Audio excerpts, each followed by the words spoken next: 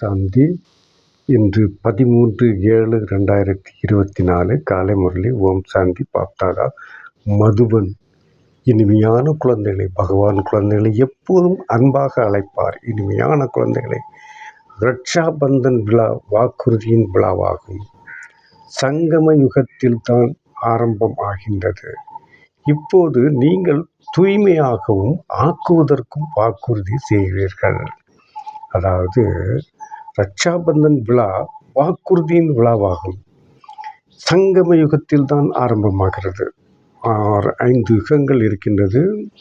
சத்யுகம், திரேதாயுகம், துவாபரயுகம், கலியுகம், சங்கம யுகம். சங்கம யுகம் கலியுகத்திற்கும் சத்தியுகத்திற்கும் இடையில் வருவதால் இதை சங்கம யுகம் என்று அழைக்கின்றோம். இந்த யுகத்தில், சங்கம யுகத்தில் தான் ஆரம்பமாகிறது. இப்போது நீங்கள் தூய்மை ஆக வேண்டும். நீங்கள் மட்டும் தூய்மை ஆனால் போதாது, ஆக்குவதற்கும் வாக்குறுதி செய்கிறீர்கள். மற்றவர்களையும் தூய்மையாக்க வேண்டும். நாம் மட்டும் தூய்மையானால் போதாது, மற்றவர்களையும் தூய்மையாக்க வேண்டும். ஆக்குவதற்கும் வாக்குறுதி செய்கிறீர்கள். அதற்கும் நீங்கள் வாக்குறுதி செய்கிறீர்கள். பகவான் கேள்வியை கேட்கின்றார். உங்களுடைய அனைத்து காரியமும் எந்த ஆதாரத்தில் வெற்றி பெறும்? புகழ் எவ்வாறு வெளிப்படும்? பதிலை சொல்லுகின்றார். ஞான பலத்தோடு யோக பலமும் சேரும்போது எல்லா காரியமும் தானாகவே நடப்பதற்கு தயாராகும். பதில் என்ன சொல்கிறார்? ரொம்ப அருமையாக சொல்கிறார். நான் முழுமையாக படிக்கிறேன், விளக்கம் மீண்டும் கொடுக்கின்றேன். ஞான பலத்தோடு யோக பலமும் சேரும்போது எல்லா காரியமும் தானாகவே நடப்பதற்கு தயாராகும். யோகம் என்பது மிகவும் ரகசியமானது. இதன் மூலம் நீங்கள் உலகிற்கு எஜமானர் ஆவீர்கள். யோகத்திலிருந்து புரிய வைத்தால் பத்திரிகையாளர் தானாகவே உங்கள் செய்தியை வெளியிடுவார்கள். செய்தித்தாள் மூலமாக உங்களது புகழ் வெளிப்படும். இதன் மூலமாக அநேகருக்கு செய்தி கிடைக்கும். அதாவது என்ன சொல்கிறாங்க, இறைவன் என்ன சொல்கிறாங்க? ஞான பலத்தோடு யோகம், அதாவது ஞானம் என்றால் இந்த முரளியை படிக்கும்போது உங்களுக்கு அதிகமான ஞானம் கிடைக்கின்றது. இந்த ஞானம் என்றால் அறிவு. இந்த அறிவு பலத்தோடு யோக பலம். யோகம் என்றால் நினைவு. இறைவனை நினைக்க வேண்டும்.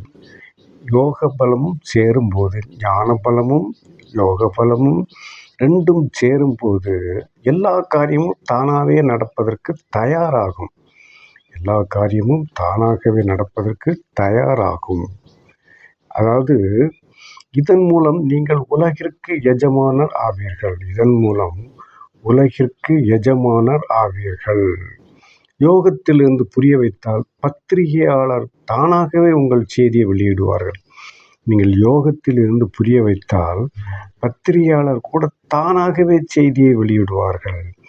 செய்தித்தாள் மூலமாக உங்களது புகழ் வெளிப்படும். இதன் மூலமாக அநேகருக்கு செய்தி கிடைக்கும். உதாரணமாக சொல்லப்போனால், இந்த யூடியூப்பில் வெளியிடுகின்றேன். இதன் மூலம் எனக்கு புகழ் தேவையில்லை. மக்களுக்கு பகவான் சொல்லுகின்ற மகா வாக்கியத்தின் அறிவுரைகள் கிடைக்க வேண்டும் என்ற நோக்கத்தோடு சொல்கின்றேன். இந்த செய்தி எல்லோருக்கும் கிடைக்க வேண்டும் என்று விரும்புகின்றேன். இதைத்தான் பகவானும் விரும்புகிறார். இதன் மூலமாக அநேகருக்கு செய்தி கிடைக்கும் என்று பகவான் சொல்லுகின்றார். ஒவ்வொரு வாணி, அதாவது முரளியில் கேள்விப்பதில், தாரணை, வரதானம், ஸ்லோகன். இப்போது கேள்விப்பதில் முடித்திருக்கின்றேன்.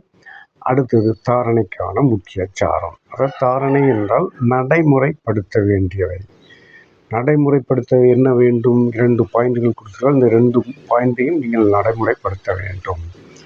1, முழு மதிப்பெண்களோடு கௌரவமாக முழுமையாக தேர்ச்சி பெற வேண்டுமானால் தந்தைக்கு சமமாக ஞானக்கடல் ஆக வேண்டும்.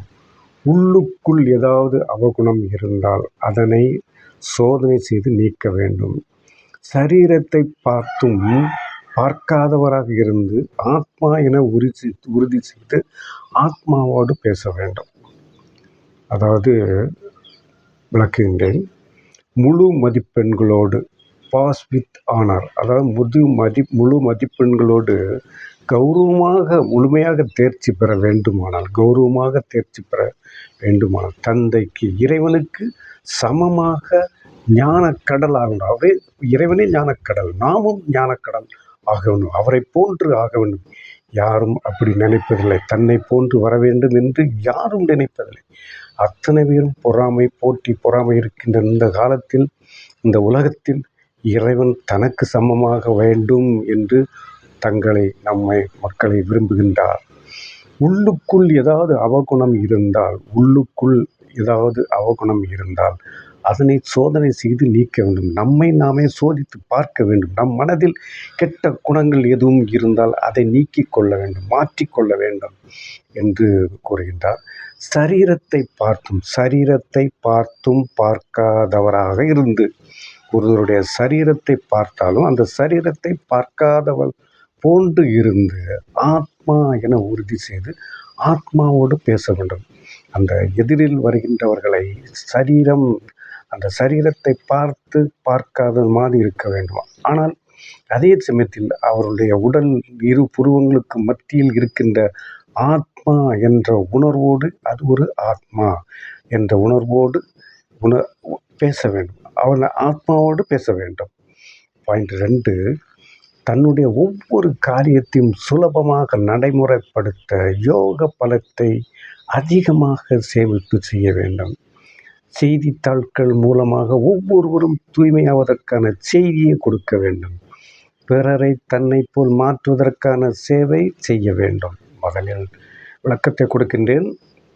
2வது பாயிண்டின் விளக்கம், தன்னுடைய ஒவ்வொரு காரியத்தையும் சுலபமாக நடைமுறைப்படுத்த யோக பலத்தை அதிகமாக சேமிக்க வேண்டும். அதாவது தினமும் காலையில் 4 முதல் 4:45 வரை அமிர்த வேளை யோகா. பல டைம்களில் நீங்கள் நினைத்த நேரங்களில் உங்களுக்கு கிடைக்கின்ற நேரங்களில் யோகா செய்து அதை யோக பலத்தை சேமிக்க வேண்டும். செய்தித்தாள்கள் மூலமாக ஒவ்வொருவரும் தூய்மையாவதற்கான செய்தியை கொடுக்க வேண்டும். செய்தித்தாள்கள் மூலமாக ஒவ்வொருவரும் தூய்மையாக வேண்டும். ஆத்மா தூய்மையாக வேண்டும். ஆத்மா ஆகிவிட்டால் அவர்கள் உயர்ந்தவர்களாக ஆகிவிடுவார்கள். பிறரையும் தன்னை போல் மாற்றுவதற்கான சேவை செய்ய வேண்டும். ஞானம், யோகம், தாரணை, சேவை. இது அடுத்த 4 பாயிண்ட். ஒவ்வொரு வாணியிலும் கேள்விப்பதில், தாரணை, வரதானம், ஸ்லோகன் என்பது போன்று அடுத்த 4 பகுதி ஞானம், யோகம், தாரணை, சேவை. அதாவது ஞானத்தை படித்து யோகம் செய்து தாரணை செய்து சேவை செய்ய வேண்டும். தாரணை நடைமுறைப்படுத்தி சேவை செய்ய வேண்டும் என்பதை அருமையாக இறைவன் எவ்வளோ அழகாக, இது நானாக சொல்லப்பட்ட வார்த்தை அல்ல, இந்த அத்தனை வார்த்தைகளும் இறைவனால் சொல்லப்பட்ட மகா வாக்கியங்கள். வரதானம், இன்றைய வரதானம், தேக உணர்வை ஆத்ம அபிமான ஸ்திதியில் மாற்றம் செய்யக்கூடிய எல்லையற்ற வைராக்கியம் உடையவர் ஆகுக. அதாவது தேகம் என்ற உணர்வை ஆத்ம அபிமானி ஸ்திதி, அதாவது இந்த ஸ்திதிங்களுடைய வார்த்தை மிகவும் முக்கியமான வார்த்தை. உடம்பில் நாம் இறைவன் நினைப்பில் இருந்தால் உடல் அருமையான ஸ்திதியில் இருக்கும். அந்த ஸ்திதியில் மாற்றம் செய்யக்கூடிய எல்லையற்ற வைராக்கியம் உடையவர் ஆகுக. இதனுடைய விளக்கம், போக போக ஒருவேளை வைராக்கியம் துண்டித்து விடுகிறது என்றால் அதற்கான முக்கிய காரணம் தேக உணர்வு. உங்களுடைய தேக உணர்வில் வந்தால் வைராக்கியம், உங்களுக்குள் ஒரு வைராக்கியம், இறைவனை போன்று நாமும் சமமாக வேண்டும் என்ற வைராக்கியம் மனதில் இருக்கும்போது அந்த தேக உணர்வு வரக்கூடாது. தேக உணர்வு வந்தால் அந்த வைராக்கியம் துண்டித்து விடப்படுகிறது. எதுவரை தேக உணர்வின் மீது வைராக்கியம் இல்லையோ அதுவரை எந்த ஒரு விஷயத்தின் மீது உள்ள வைராக்கியம் சதா காலமும் இருக்க முடியாது. சம்பந்தத்தின் மீது வைராக்கியம் இது ஒன்று பெரிய விஷயம் அல்ல. உலகத்தில் கூட சிலருக்கு இந்த வைராக்கியம் வந்து விடுகிறது. ஆனால் இங்கே தேக உணர்வினுடைய விதவிதமான ரூபங்கள் எல்லாம் என்னவெல்லாம் இருக்கின்றனோ அவற்றை அறிந்து தேக உணர்வை ஆத்ம அபிமானி ஸ்திதியில், ஆத்ம அபிமானி நிலையில் மாற்றம் செய்ய வேண்டும். இது எல்லையற்ற வைராக்கியம் உடையவர் ஆகுவதற்கான விதி ஆகும் என்று இந்த வரதானத்தை இறைவன் அருமையாக விளக்கியிருக்கின்றார். ஸ்லோகன் சங்கல்பம் என்ற கால்கள் உறுதியாக இருந்ததென்றால், சங்கல்பம் எண்ணம் என்ற கால்கள் உறுதியாக இருந்ததென்றால், கருமையான மேகங்கள் போன்ற விஷயங்கள் கூட மாற்றம் அடைந்துவிடும். மீண்டும் ஒரு முறை சொல்லுகின்றேன். ஸ்லோகன் சங்கல்பம் என்ற கால்கள் உறுதியாக இருந்ததென்றால், அதாவது சங்கல்பம் என்றால் நம்மளுடைய எண்ணங்கள் என்ற கால்கள் உறுதியாக இருந்ததென்றால், கருமையான மேகங்கள் போன்ற விஷயங்கள் கூட மாற்றம் அடைந்துவிடும். எவ்வளவு அருமையாக இந்த வானியில் இறைவன் சொல்லுகின்றார் பாருங்க. ஒவ்வொரு வானிலும் ஒவ்வொரு வார்த்தைகளும் ஒவ்வொரு பொக்கிஷம், அதாவது அமிர்தம் போன்று கிடைக்காத ஒரு பொருள், கிடைக்காத நீங்கள் எங்கு சென்றாலும் இதை வாங்க முடியாது. எந்த கடைக்கு சென்றாலும் எந்த ஞானிகளாலும் கொடுக்க முடியாத அறிவுரைகளை, மகா வாக்கியங்களை, அற்புதமான வார்த்தைகளை இறைவன் உங்களுக்கு கொடுக்கின்றார். நான் சொல்வது, நான் அனுபவிக்கின்றேன். என்னுடைய அனுபவத்தை எல்லோருக்கும் பகிர்ந்து கொள்ள வேண்டும் என்ற ஒரு எண்ணம், அதாவது எனக்கு ஒரு வைராக்கியம். அந்த வைராக்கியத்தோடு உங்களுக்கு பகிர்ந்து கொள்கின்றேன். நீங்கள் இதை சோதித்து பார்க்க, இறைவன் மீது நம்பிக்கை வைக்க வேண்டும். நம்பிக்கை இருந்தால்தான் நீங்கள் இதை படிக்க வேண்டும். நம்பிக்கை இல்லாதவருக்கு இறைவன் இல்லை. இறைவன் இருக்கின்றார் என்று நினைத்தால் உங்களுக்கு இறைவன் இருக்கின்றார். உங்களுக்கு என்ன தேவை அதை அவர் நிறைவேற்றுகிறார். கேட்ட மாத்திரத்தில் உங்கள் முன்னால் வந்து நின்று உங்களுக்கு தேவையானதை நிறைவேற்றுவார். நம்புங்கள், இறைவனை நம்புங்கள். இதை படியுங்கள். இந்த முரளியை யூடியூப்பில் வருகின்றது. நான் குறிப்பாக மிகவும் சுருக்கமாக கொடுத்திருக்கின்றேன். முழுமையான வாணியை கிட்டத்தட்ட குறைந்தது 30 நிமிடம், 20 to 30 நிமிடங்கள் படிக்க வேண்டும். படித்து பயன்பெற வேண்டும். எல்லோரும் பயன்பெற வேண்டும். எல்லோரும் மாற வேண்டும். சமுதாயத்தில் எல்லோரும் நல்லவர்கள் என்ற பெயரை கேட்க வேண்டும். யாரும் கெட்டவர்கள் இல்லை என்ற பெயர்கள் கேட்க வேண்டும். எல்லோரும் இன்புற்று வாழ, எல்லோரும் சந்தோஷமாக மகிழ்ச்சியாக இருக்க வாழ்த்துகிறேன். நன்றி. ஓம் சாந்தி. இறைவனுக்கும் நன்றி. ஓம் சாந்தி.